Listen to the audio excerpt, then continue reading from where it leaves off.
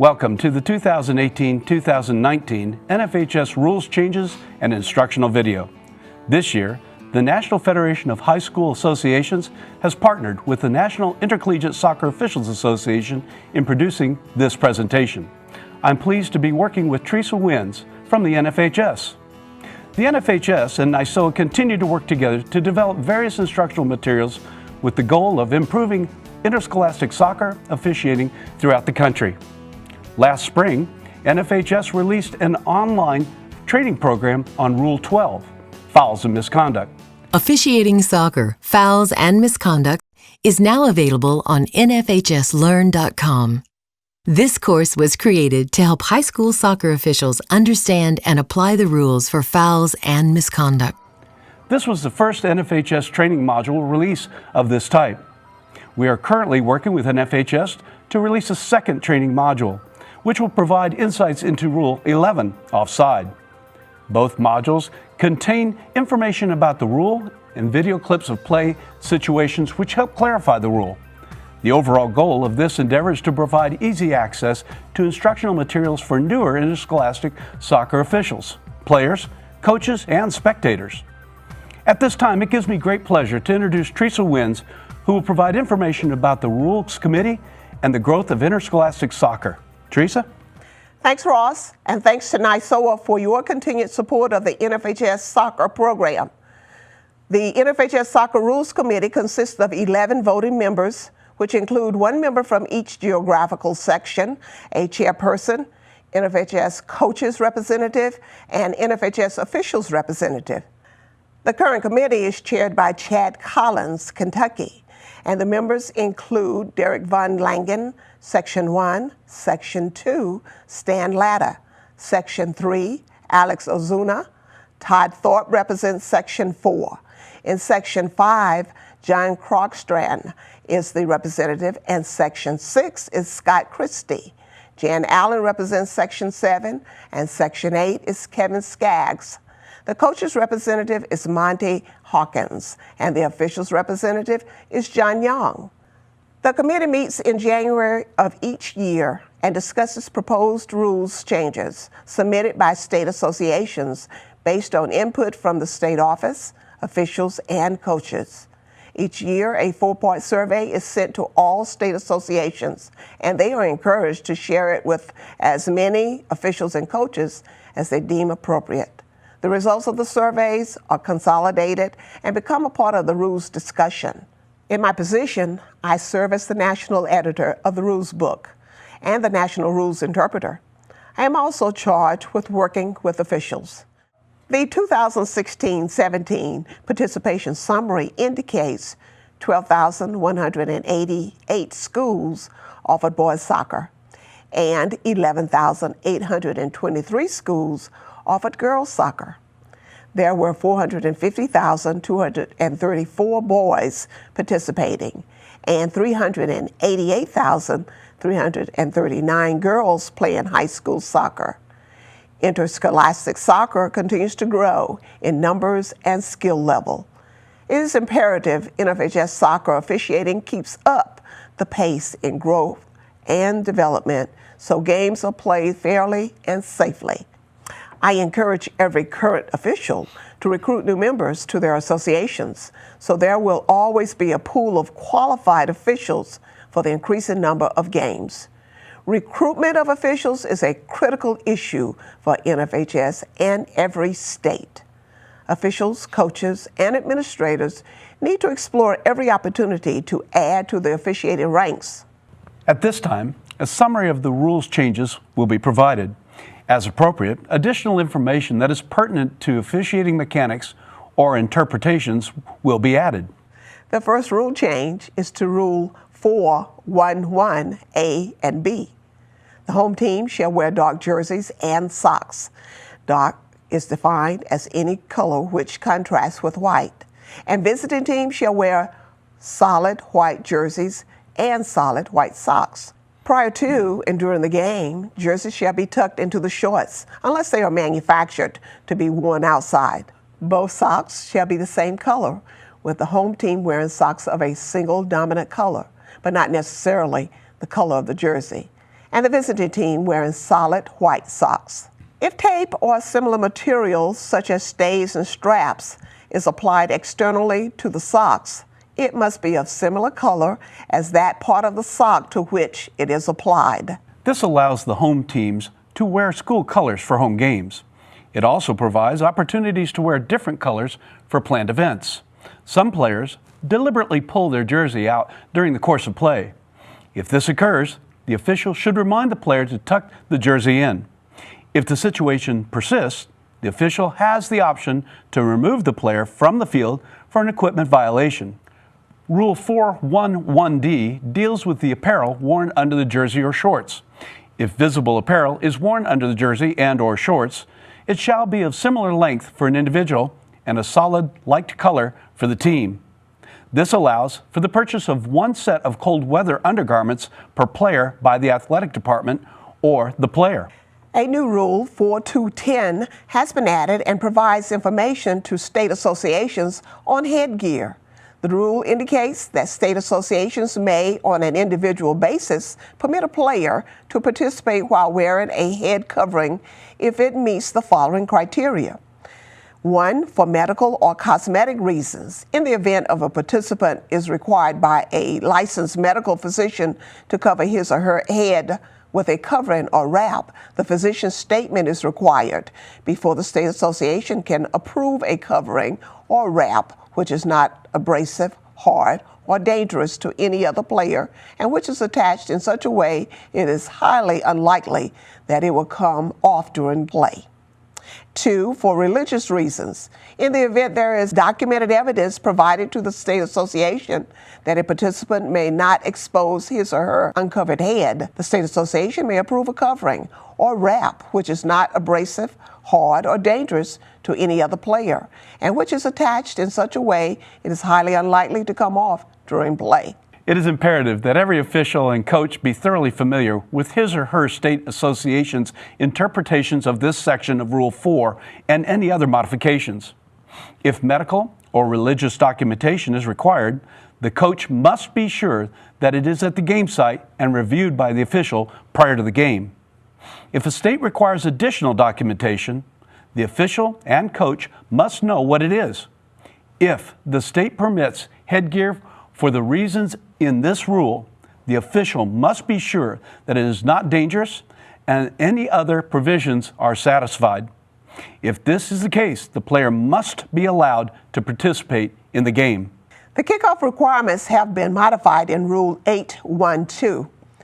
At the moment of the kickoff, all players except the player taking the kickoff shall be in their team's half of the field. Players opposing the kicker shall be at least 10 yards from the ball until it is kicked. This modification allows the kicker to be forward of the halfway line so she could play the ball back if so desired. 1114 deals with offside. A player is offside and penalized if, at the time the ball touches or is played by a teammate, the player in an offside position becomes involved in active play by A, interfering with play or an opponent, or B, seeks to gain an advantage by being in that position. A player in an offside position receiving the ball from an opponent who deliberately plays the ball, except from a deliberate save, is not considered to have gained an advantage. The penalty is an indirect free kick from the spot of the infraction, even in the team's own half, subject to the provisions of 13(1)(3). This rewording better articulates the differences between being in an offside position and an offside violation. It also places the penalty language in a more logical place. Offside is one of the shortest rules in the NFHS rulebook. However, it is very difficult to interpret properly. Officials must delay the decision until the attacking player is clearly interfering or gaining an advantage. A late and accurate decision is better than a quick and inappropriate whistle. Also, the restart is at the point of the infraction, unless it is within the goal area. This means that if an attacking player in an offside position goes from the attacking half to the defending half to receive the pass, offside infraction must be called. The restart is an indirect free kick from the point of the infraction and located in the defensive half of the field. Rule 12.8, 1F15, deals with denying an obvious goal scoring opportunity, commonly known as DOGSO, and that has been added to the rules book. 1. A player, coach, or bench personnel shall be cautioned, yellow card, for F. Unsporting conduct, including but not limited to 15. A player who commits an offense against an opponent within his or her team penalty area, which denies an opponent an obvious goal-scoring opportunity, and the referee awards a penalty kick if the offense was an attempt to play the ball. In addition, 12.8, 2D, 3, and 4 has also been added to include 2. A player, coach, or bench personnel shall be disqualified, red card, for D, committing serious foul play. 3. A player commits a foul inside the penalty area while not attempting to play the ball, and the goal is not scored. This change addresses the issues of denying an obvious goal-scoring opportunity which occurs in a game and places a player and team in double jeopardy when applying a penalty. The referee must determine if the defensive player was attempting to play the ball and commits a foul in the penalty area, or the defensive player is not trying to play the ball, but merely committing a foul that equates to serious foul play. The decision must be based on intent of the foul and made quickly and decisively. The referee must also remember this only applies when the foul is within the penalty area. If the defensive player commits DOGSO outside the penalty area and a goal is not scored, the player is disqualified. The next change deals with restarts, and 13.2.1J has been added. Article 1, direct free kicks are awarded and taken from the point of infraction, subject to restrictions in 13.1.3 and 14.1.1.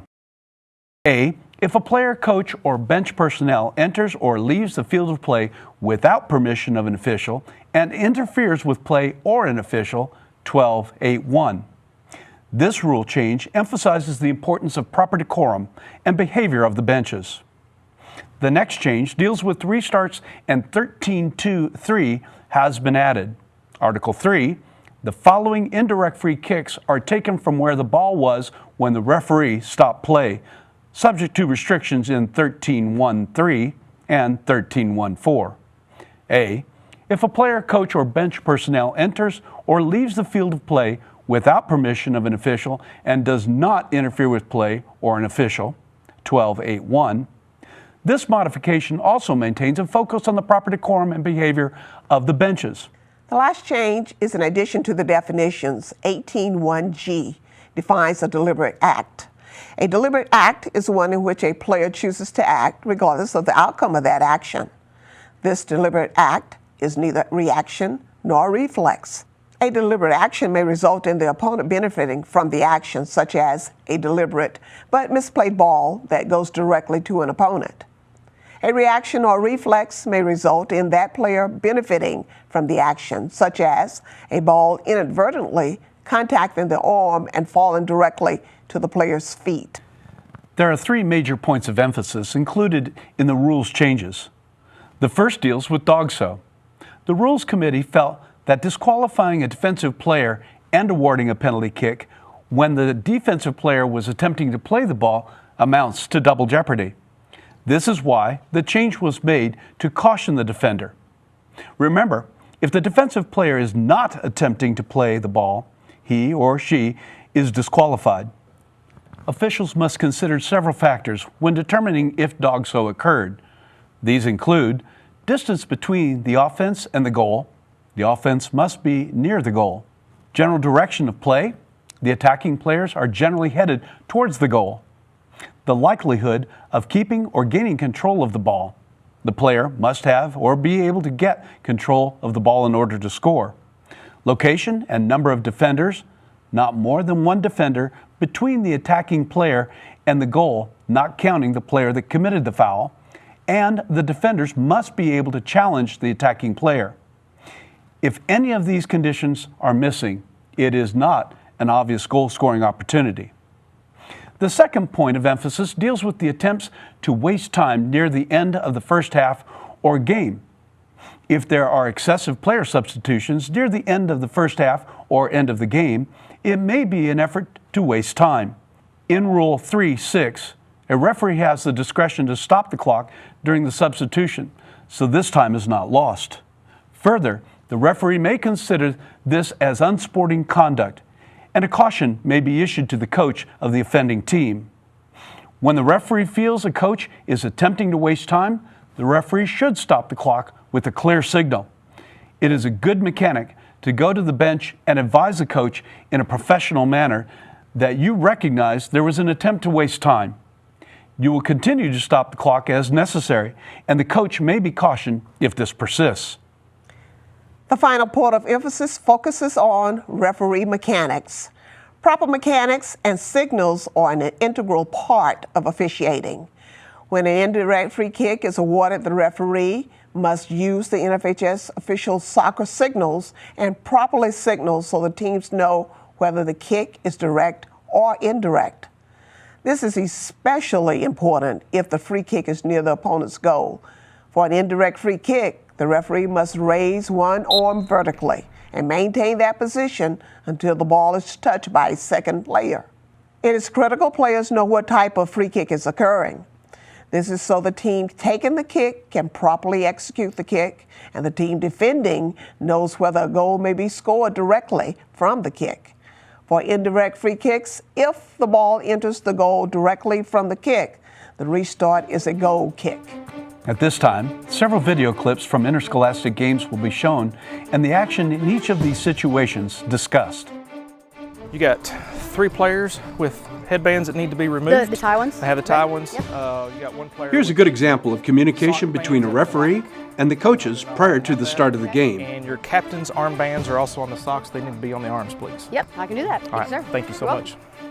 On this play, the referee is in an excellent position to see whether there was foul or not.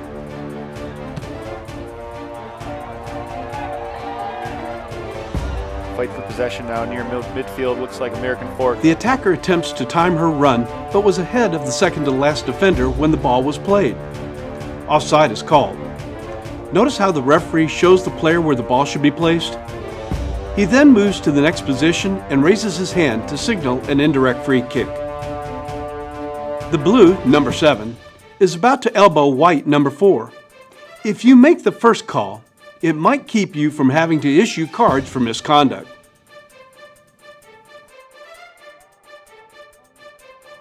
Good call by the referee on a foul in the penalty area. A penalty kick is awarded. Notice how the referee properly signals to stop the clock? Back to Steed. And Steed out of bounds. Towards the end of the game, the referee can stop the clock if substitutions are being used to take time off of the clock.